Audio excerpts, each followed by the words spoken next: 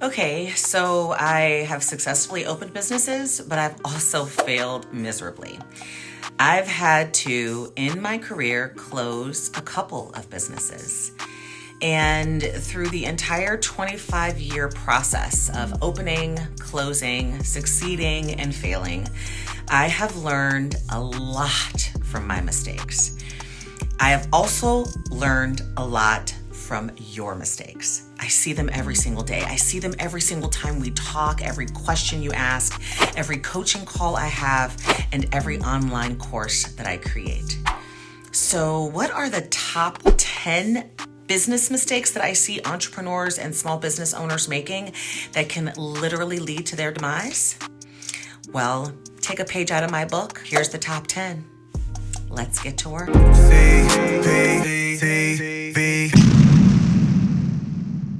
All right, so I have been an entrepreneur for almost 25 years, a little over 25 years, I think, and actually 25 years this coming year. What did she say? But anyway, I have actually had to begrudgingly close, or in essence acquire, two of my businesses over the years. So my very first business, I've talked to you guys about what happened there, and that was devastating, and it was heartbreaking, and it was probably one of the most difficult times of my life. I've had quite a few difficult times, a handful of them over the course of life that just be lifing. But that business was heartbreaking because I was young and in a space with a young child that I had to really dig deep, and I couldn't really dwell in what was happening. I couldn't really dwell on the fact that life was lifing. And that business I had to dissolve and close. And I've talked about the story. I lost it in a divorce. So at the same time as losing my business, I was also losing what I believed was going to be my future. I was losing a husband, a family. I felt like a complete and utter failure all the way around.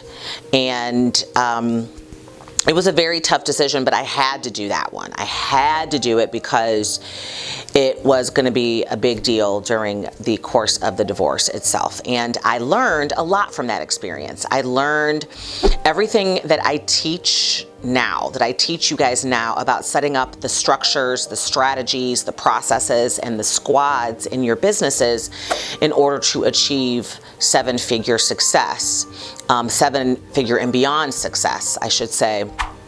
I learned a lot. So at the time, it felt like the end of the road in so many different ways. I mean, I was straight, like, having real suicidal-like thoughts there for a while.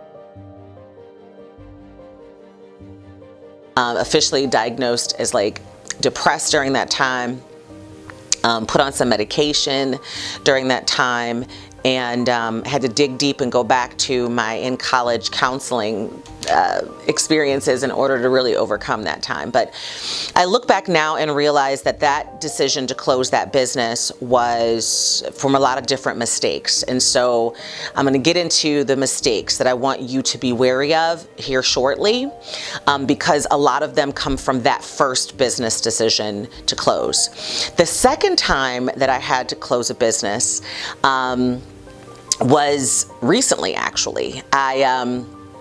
I shouldn't say recently, it was in 2000 and between 16 and 18, in that area, I had I owned an insurance agency for years, and insurance, it was changing, the market was changing so drastically. The Affordable Care Act had come out. It changed the revenue model that we had. It changed our revenue so significantly. Immediately, almost, we lost like 40% of our revenue. We were working with setting up, HR structures and benefit packages and benefit processes and benefit stuff. So that insurance agency, I worked with multiple different carriers, and in some markets, I use the carrier. If the carrier was more well known, I use them to market. But with others, I used the business name. And the insurance agency didn't close. I actually ended up selling it because the insurance side just wasn't making enough money to be in the black. Like, it was costing just as much to have an insurance agency as it was bringing in. But I saw the writing on the wall early enough to be able to pivot in that business and expand the consulting side. Because remember, I've always been a consultant, right? I've always been a consultant my entire career. I've always relied on that intellectual property. And so I decided to begin to offer consulting services to supplement that 40% decrease in revenue we experienced as an insurance agency. I began to supplement it with consulting, but that forced me to have to change the business model, the staff that I had, the team that I had to downsize. So it felt like I was closing, but we didn't. But out of that became a separate almost entity, a division of the original company, which the original company owned the majority of BIG HR, which was the consulting branch of the insurance agency that kind of became its own entity. And we focused on all things HR consulting, setting up HR structures, HR departments, offering on-site HR services only. And so it was one specific aspect of operations of a small business, of entrepreneurs and small businesses.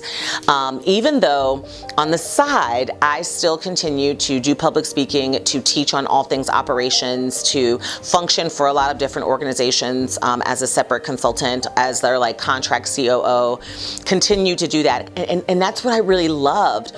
But I had this whole team that was relying on me and that relied on the business to provide for their families. And in that HR consulting, when I started that division of the original insurance agency, we went hardcore. I mean, I invested, hundreds of thousands of dollars, and ultimately then took on partners. For the first time ever in my career, I took on partners in a business and had 3 additional partners, including my husband. And that was just the first time that I learned so many more mistakes. That business, was doing great. I mean, honestly, the pandemic hit. Now, I sold the insurance agency. Just backtracking a little bit, sold the insurance agency ultimately when it was kind of bringing down the revenue of the other business. So I sold it, and then the HR consulting was like, I made so many mistakes in that one too. Just growing too fast, really. I made a lot of growing too fast mistakes there. And also, a lot of partnership type of mistakes, and that made me miserable, honestly, being completely transparent. Having the partners, well, it was great to have people that were in it with you,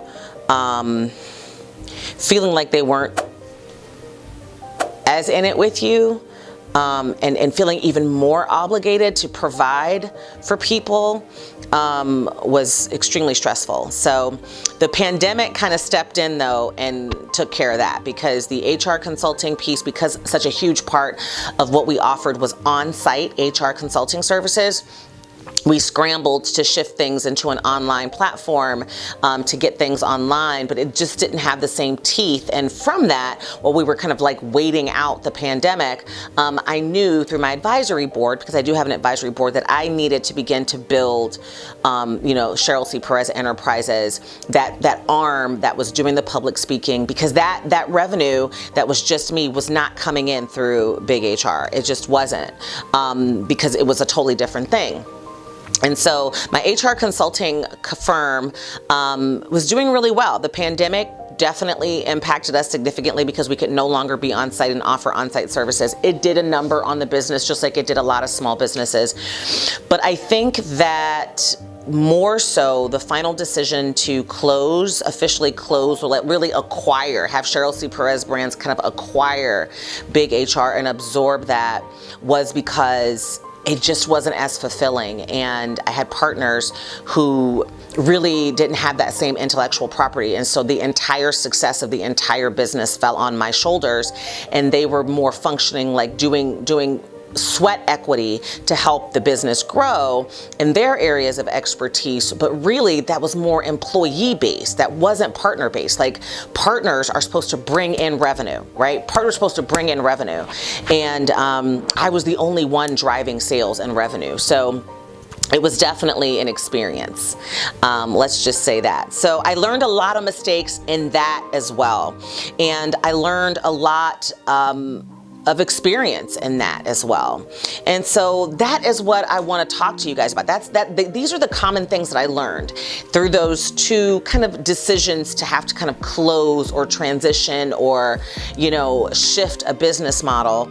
I think it happens to a lot of entrepreneurs.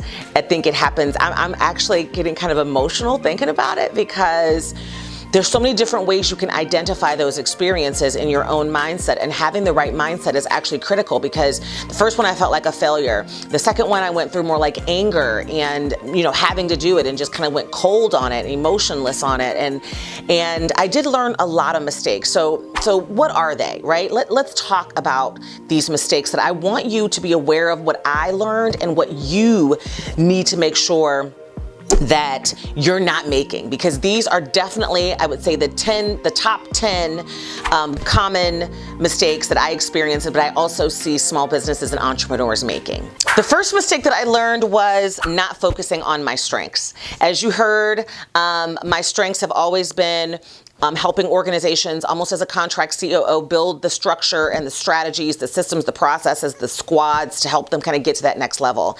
And I wasn't focusing on that in some of my business decisions and in the businesses that I opened. I was focusing more on what was available in the market and what could make great money and what the market dictated and all this other different stuff. I didn't focus on my strengths. And what I found was I always ended up being pulled back into that same strength, but having made decisions about my team and my business and our products and our services and our pricing off of different things. And so, I didn't focus enough on my strengths and my passions and what was driving me there. So that was definitely a mistake that I want you to make sure that you're avoiding. Focus on your strengths, where your strengths, your skills, and the market intersect. That's the best business idea, because that's really what's going to get you through. The second biggest mistake that I made that I want you to avoid is neglecting financial management. And I learned this in my first business. I was not on it when it came to the financial management piece. And I think I avoided it because I hated it and I didn't really want to dive into the nitty-gritty. And I learned over the course of even into the second business, when I had a bookkeeper that basically was stealing money from us, which I didn't learn about until later, I was neglecting it. I was just relying on other people who knew more to send me over reports. I wasn't reviewing them. In my first business, I wasn't even really tracking things properly, which is how I learned so much about tracking. And you have to keep a close eye on your finances. And so that's a big lesson. Do not neglect that. It will be the kiss of death. The third mistake I would probably say in thinking back to those two businesses is underestimating the need for really good quality marketing constantly. Always be marketing. The insurance agency, which I ultimately ended up selling, and then Big HR, I didn't really do, I was so used to my brand and word of mouth and referrals. And I still hear that a lot from small businesses and entrepreneurs. Oh, my business is mostly word of mouth. And, you just can't have enough volume with word of mouth. I mean, I just didn't have enough volume word of mouth to really be able to grow beyond sustainability. And that brought me to the whole conversation around, having partners in a certain business and needing those partners to drive revenue too. Like, I was the only one out there selling and driving marketing and all that stuff and being out there and working my butt off. Nobody else was doing that. They were just kind of sitting around waiting for me to bring all the money in and then doing their kind of employee part and then saying, well, where's the money? Like, when are we going to start making money? Money, money, money, money. And I totally underestimated the need for a full-fledged, all-out, complete blown marketing strategy with different channels of everything, beyond word of mouth, beyond networking, beyond, being known for something. You've got to make sure that you not investing enough in marketing will have a huge impact. The fourth lesson that I learned is Never give away too much equity. Never give away too much equity. I hear people tell me now that they have partners or that they want partners. And I'm definitely biased because I've had that experience. I'm definitely biased almost against it unless you absolutely 100% have a partner that you know will drive as much revenue as you are. I'll give you the $200,000 as a loan. Okay, I'll only take 8% equity. Do not accept partners that are simply going to do things that employees can do, right? That you can hire someone to do and just pay them a salary. You know, employee tasks do not equal equity, all right? Employee tasks do not equal one eternity later. Equity. So equity is a share of your business. It's a piece of your business. And, you know, it's giving away too much of it will cause you to have to go. At one point, our partners and I had to redraw up an operating agreement. It was crazy because I just felt like there was too much being given away that wasn't really worth what was being received. I was, you know, working my butt off, 16-hour days, attending events at night. Everybody else was at home.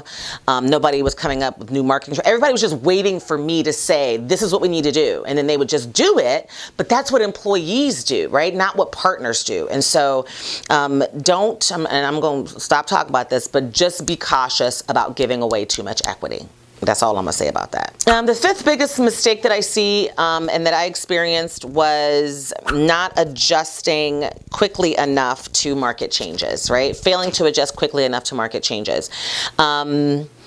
I learned the market changes. I mean, in almost every single business that I've had, especially those that have exceeded multiple six figures and gotten into the seven-figure mark, which is the insurance agency, and even the big HR consulting was you know, high multiple six figures. The market changed those, and it really directly related to the market changing was our revenue and impact. And so the pandemic, I had learned a lot from the insurance agency side, but it took me a little longer to adjust to the insurance agency changes and the market changes there. I think that I buried my head in the sand a little bit too long, and I needed to be able to adapt more quickly. So I did learn from that mistake with big HR, but you've got to make sure that market trends, that you're aware of them in advance, like that you are being, you know, proactive and recognizing what they are, which is why I'm a firm believer now in doing market research brand new every single year.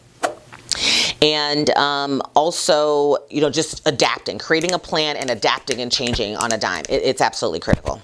So if you like where you are and what I've been saying so far, and I'm kind of spilling my guts here, give me a like, y'all. Okay, throw your girl a bone. Give me a like, subscribe, do all that good stuff. As I'm pouring my heart out here, and I'm a little nervous about it. The sixth mistake that I see, and I've not been a victim to this one, but it's a huge mistake that I see. It's not setting clear goals and objectives.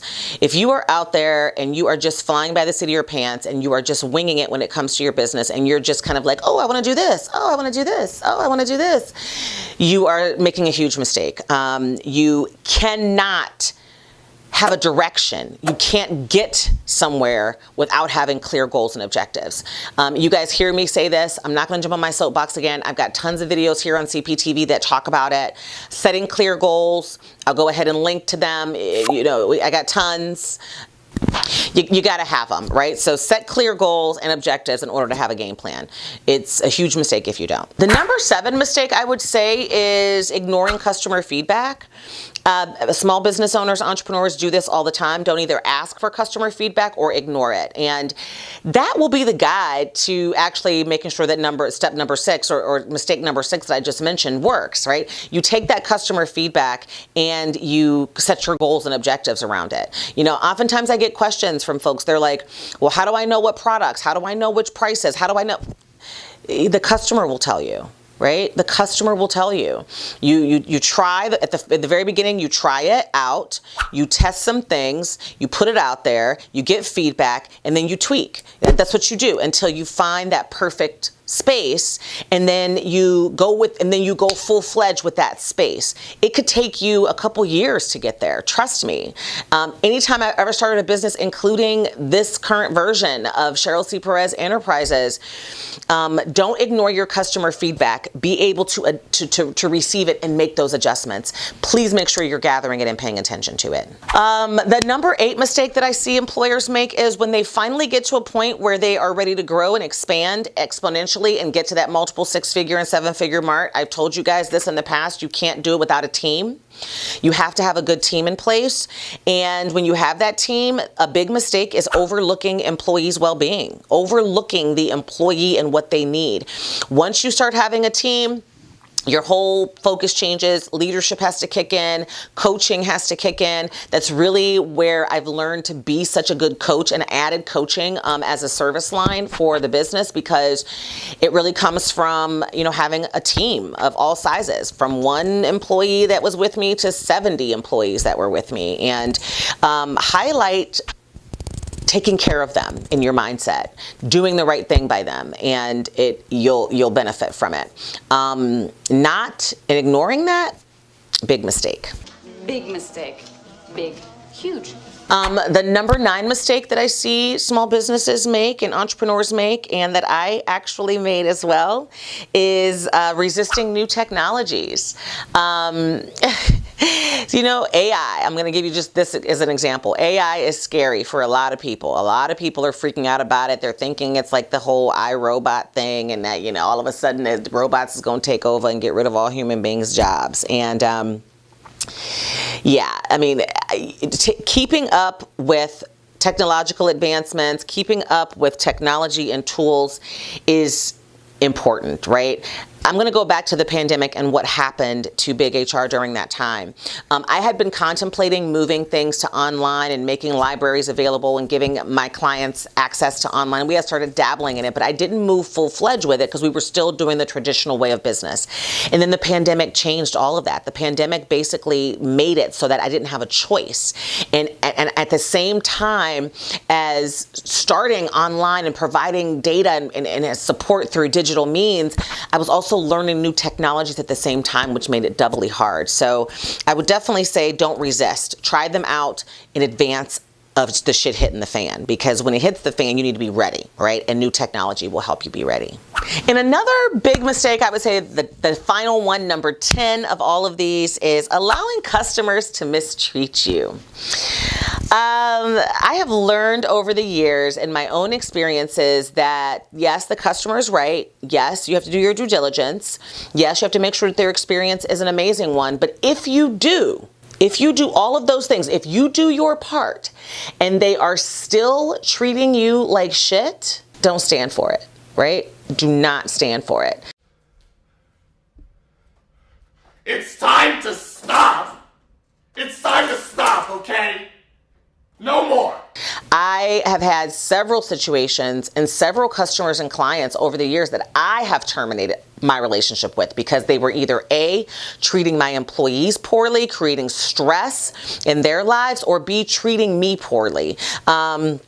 Setting boundaries with them. I mean, I've had customers, I've had clients that have gone way over the line of what's acceptable and don't necessarily recognize where there's a boundary, like where there is a boundary between, a customer-client relationship thing. Like they just, have just, you wouldn't even believe it. And so don't allow your customers to mistreat you, right? Do your part. Make sure you got all of your loose ends and your I's dotted and your T's crossed.